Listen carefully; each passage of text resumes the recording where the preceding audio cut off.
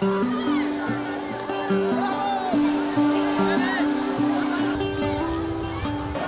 সুন্দর, আর পরিবার নিয়ে আসছি সেটার জন্য আরও বেশি ভালো লাগতেছে।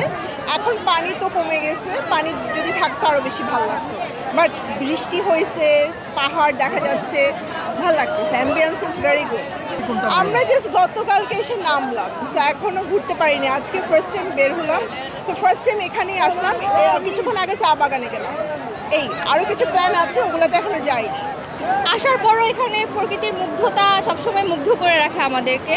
এই জন্য এবার আমার কাজিনরা, আমার চাচা চাচি সবাই আসলো, তাদেরকে নিয়ে আমরা ঈদখানে চলে আসলাম। তবে আমার মনে হয় ব্যক্তিগতভাবে আমাদের এই প্রকৃতিকে আরও প্রিজার্ভ করা উচিত। বিশেষ করে এত মানুষ থাকার কারণে অনেক ময়লা ফেলা হয়, অনেকভাবে পলিথিন, প্লাস্টিক, মানে এগুলোর জন্য আর একটু আমাদেরও সচেতন হওয়া উচিত, সরকারেরও সচেতন হওয়া উচিত, এটাই আমি মনে করি আর কি।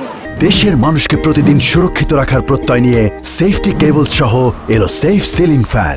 সিলেটের প্রকৃতি আসলে সবসময় মনোমুগ্ধকর। সিলেটের আপনি যে কোনো প্রান্তে যান, আপনার চোখ জুড়িয়ে যাবে, মনে শান্তি লাগবে। আপনি যদি চা বাগানে যান, আপনি শুধু দেখবেন সবুজ আর সবুজ। বিছনাকান্দি, সাদা পাথর বা জাফলং যাও মানে পানি আর পাথরের খেলা। আর আকাশের কথা তো বলে লাভ নেই, পিছনে থাকে ইন্ডিয়ার পাহাড়।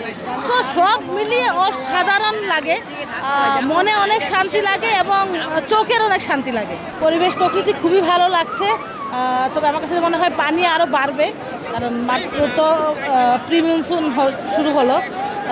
পানিটা মানে মূল পাথর, সাদা পাথরের মূল পানিতে আসতে অনেকক্ষণ হাঁটা লাগে, একটু কষ্ট লাগলো, বাট পানি দেখে অনেক ঠান্ডা লাগে বা অনেক প্রশান্তি লাগে।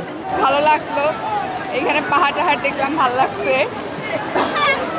আর পানি পরিষ্কার অনেক, এই ঝর্ণা টর্ণা দেখলাম আর কি, ভালো লাগছে। আসছি, খুব ভালো লাগতেছে।